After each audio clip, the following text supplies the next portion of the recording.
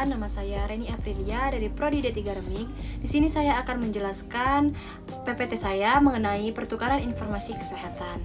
Sistem informasi dan jaringan kesehatan ada tujuan, manfaat, dampak, dan studi kasus. Bagian 1, CISCO dan pertukaran informasi kesehatan.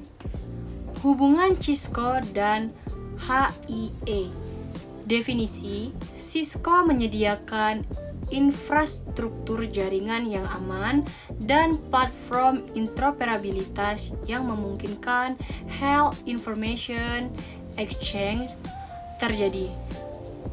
Peran kunci, konektivitas aman, menghubungkan RS, lab, dan klinik yang terpisah. Yang kedua, interoperabilitas, menerjemahkan format data yang berbeda agar sistem bisa saling berbicara. Dan yang ketiga, keamanan data, menjamin kerahasiaan data pasien saat berpindah antar fasilitas. Selanjutnya ada tujuan, manfaat, dan dampak.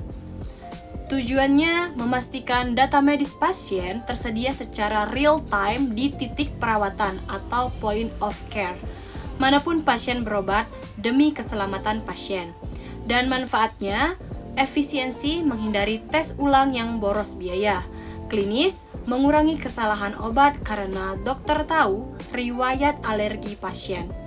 Dan dampaknya atau kasusnya memungkinkan telemedicine, konsultasi jarak jauh yang efektif dan rujukan pasien antar rumah sakit yang mulus tanpa membawa berkas kertas. Bagian yang kedua ada jaringan komputer LAN MAN WAN. Perbedaan LAN MAN WAN. Ini ada perbedaannya, guys, bisa dilihat sendiri di sini. Fitur, cakupan, LAN, kecil atau ruangan atau gedung rumah sakit. MAN, sedang atau antar cabang rumah sakit di satu kota. WAN, luas atau antar negara atau pulau. Kecepatannya sangat tinggi, high speed, sedang, lebih lambat, tergantung ISP. Contoh kasus, koneksi poligigi ke farmasi. Contoh kasusnya ada biaya, koneksi poligigi ke farmasinya murah atau setup awal, rumah sakit pusat ke rumah sakit cabang kota menengah, akses ke server BPJS pusat mahal atau sewa jalur atau satelit. Persamaan LAN MAN WAN. Yang pertama ada fungsi utama, semuanya bertujuan untuk mentransfer data dan informasi antar komputer.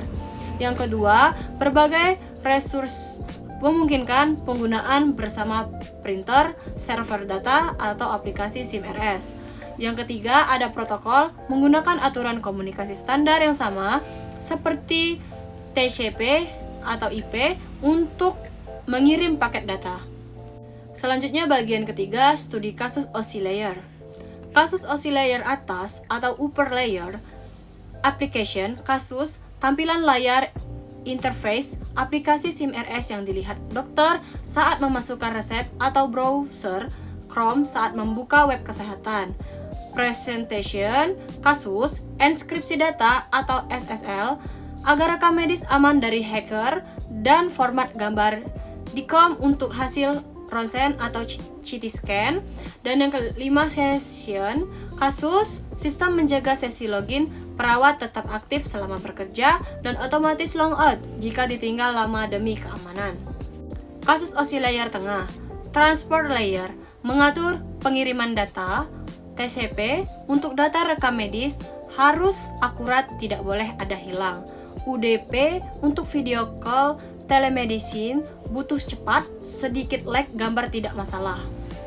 Network layer, kasus router menentukan rute terbaik untuk mengirim data dari lab di lantai 1 ke ruang dokter di lantai 5. Kasus OSI layer bawah, data link layer, kasus switch jaringan membaca alamat fisik, alat USG untuk mengirimkan datanya langsung ke komputer server tujuan tanpa banjir ke seluruh rumah sakit.